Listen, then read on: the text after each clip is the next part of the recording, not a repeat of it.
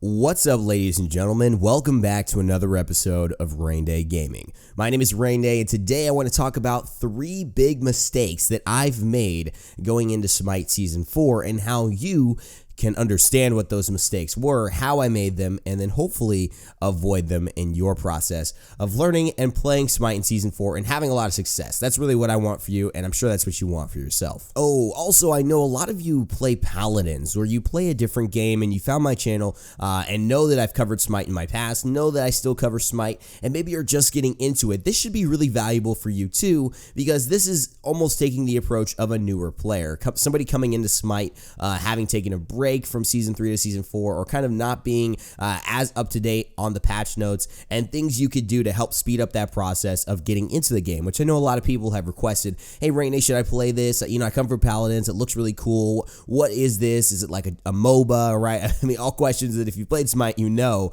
but a lot of people have been asking those to me, so this will be a good groundwork for you as well if you're one of those people. So the first thing that the mistake I made when going into Season 4 was I totally disregarded the context. I went up to Season 4 and just said, what up, dog? Let's throw down. And in Season 4, whipped out a machine gun, a freaking bazooka, a freaking tank, just appeared out of nowhere and ran me over. And I said, hold up. I thought we were just fist fighting, and I just got steamrolled, okay? And that is what I want to have you all avoid doing, because it's not a fun experience. The truth is, damn it, I haven't even read the Season 4 patch notes. My goodness, RAYNz. That's right, I said it. I haven't read the Season 4 patch notes, and that's why I'm losing all the time. Damn it. Listen, it's a problem, okay? I didn't invest into looking at what changed in Season 4. In fact, I look at gods in Season 4, and I don't even know why they're strong. I don't know what changed to make them so strong. I don't know what items changed. The thing that is the real issue is that I haven't given myself any baseline of context. I haven't read the patch notes, so I don't know really the items that have changed. I don't know a lot about the gods that have changed. I don't know the smaller things that can allow me to put the bigger picture together. And that is a very, very important thing when going into a game and knowing what to expect out of your team and the enemy that you're facing. You could obviously tell whether you're at an advantage or a disadvantage, whether somebody is newer or beginner player, or whether they really know their stuff and they're somebody to look out for. I mean, you've got relics, you've got consumables, you've got new items, you've got gods that have been changed pretty drastically, and you've got new gods like Kuzumbo coming in and new gods coming in after that as well. I'm not going to spoil anything, okay? I already did that with Izanami and I was wrong. You're not making me fall into that trap. Plus, I don't even know who it is, to be honest. I'm not over there. I'm in the Paladin side of things. But the truth is, guys, there are so many different factors. If you don't understand any one of those factors, you're going to be a leg down against your competition. So how to avoid this? Read the Smite patch notes for Season 4 on smitegame.com. Read all of the following ones after that to see what's changed, what came out too strong and what they had to nerf, what still is strong, what hasn't been touched, how the gods have been changed, so that you at least have the context as every other player does, or maybe some players who are newer don't, to give you at least an even footing or an advantage when you step up to your mouse and keyboard next time you play Smite. Now, another mistake I made, which is like an underlying mistake, but I'm gonna go ahead and say it's a mistake after doing something different and tell you why, is that I played new gods only. That's right, I focused on the Morrigan and Kuzumbo as the gods that I wanted to play when Season 4 started, and I think that got me into trouble. Now, RAYNz, what's wrong with playing new gods? I mean, they came out for me to play them. I mean, what's the issue? I like Kuzumbo. I love the Morrigan.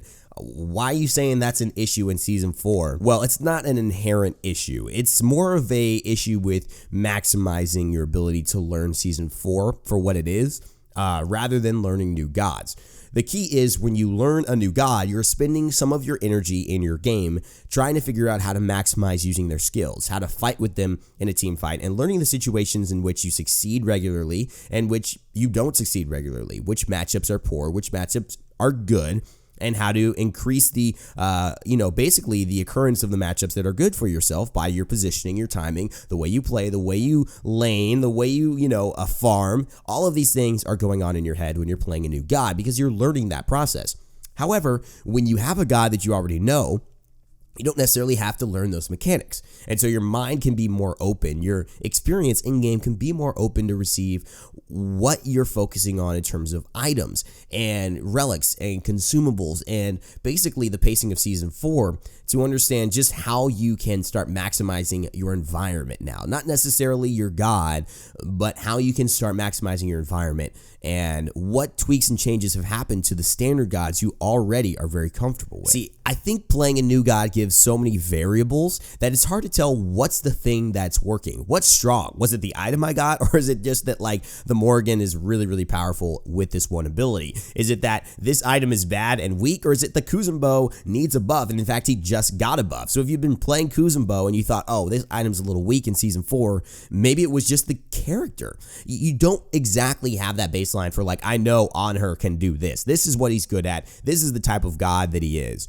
And then you could see, you could change different items, you could change different builds and experiment game after game to see really what makes the biggest tweak, what is strong, what works in this meta, and go from there. That's the reason why I would suggest playing a couple of the gods that you know well and that you understand the baseline for to really reduce the amount of variables and be able to relate to what items, what consumables, what type of laning phase, you know, what exactly relic is really contributing to my success here. And now I could go apply that to the other gods that I play. If you're a newer player, I mean, by all means, play a bunch of different gods. That's part of the process of Smite. You're going to have these learning curves no matter what. So whether it's Season 3 or Season 4, you're going to be in the same boat.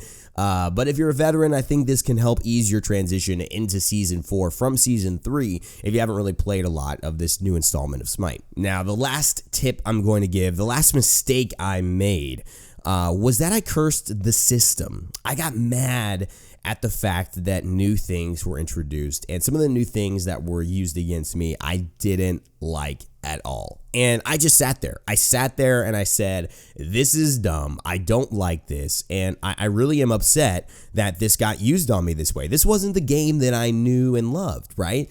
And part of me wanted to say that because, of course, I just died, right? I mean, part of it was an ego thing. Part of it was just me saying, well, let's give a reason internally, Evan, so that you don't feel like, you know, you have no value or self-confidence in your life as you leave this game, which you inevitably will in 20 minutes to go to a meeting. Like, it's, you know, it's just those things we say to each other, to ourselves to make sure we, you know, we don't feel bad.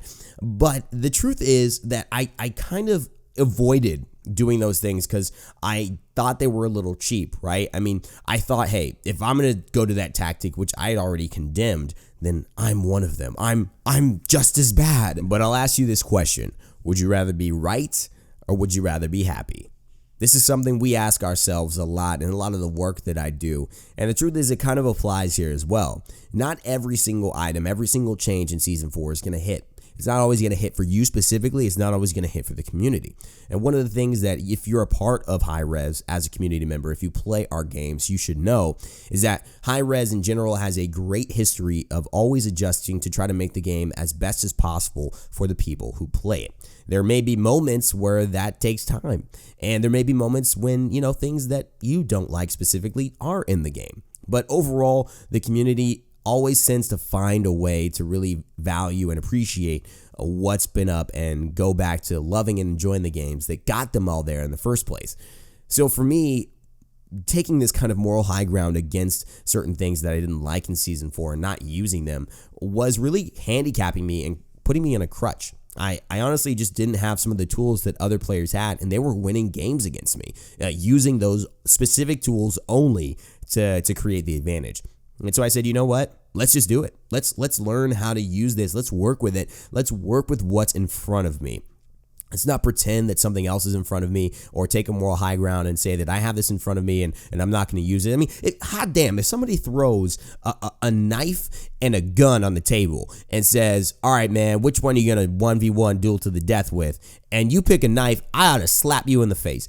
Come on now. You know that if something's in front of you, you may say, oh, it's not manly, but your enemy could easily just pick up the gun and shoot you. It could be over just like that. Don't be kind of playing this thing that I did and said, I'm not going to use it no matter what, and watch somebody use it and just pentakill your whole team. That is, for me, a waste of time. It's a waste of ego, and it's a waste of enjoyment, which is what you're here for Smite to do anyway. You want to play a game. You want to have fun. We all want to have fun.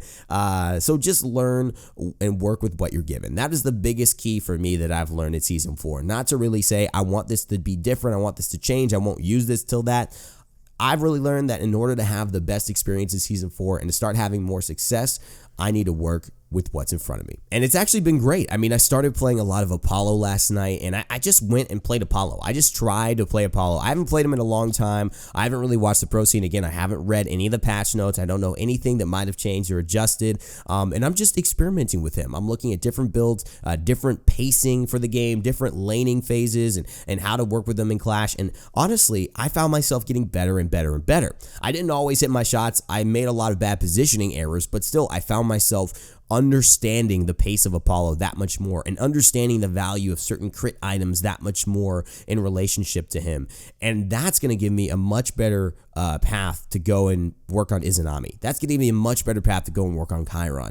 All of these things will help me then to shift and understand when I start playing Amaterasu exactly how I'm going to be dealing with some of these hunters and the power that they're going to have when I face them. So this is exactly what I mean. These tips have already started to help me. Hopefully they've helped you and you've enjoyed the video, guys. Again, 31 and 31 videos in 31 days of March. I hope you guys keep enjoying them and joining me as I upload them as frequently as possible. Have a great day today. Go ahead, get a goal of yours. Make sure something awesome happens. And remember to keep it locked here if you guys want some more content like this for Smite, Paladins, Gigantic Battle Right, and all the other stuff that I've been covering. That's it for me today, guys. Thanks so much for watching. As always, remember to never give up, never stop gaming, and I'll see you all next time.